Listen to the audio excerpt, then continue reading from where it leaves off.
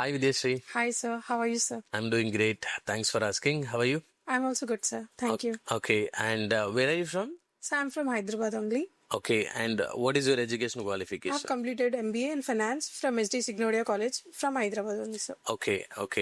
And about your family? My father name is Jagannath, private employee, and my mother is Aruna. She is doing small business tailoring, Okay. and I have two younger brothers, and they are still studying. Okay.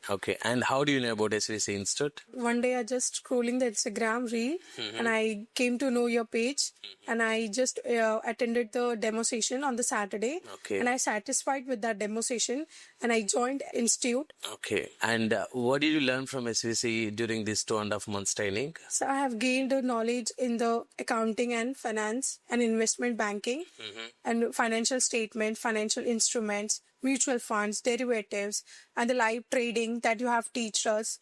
And also, I gain my communication by attending the jam sessions, group discussions, and the mock interviews and HR sessions. Okay, Videshri, and share your interview experience. So I got placed in Wells Fargo, and there were 2 rounds of interview.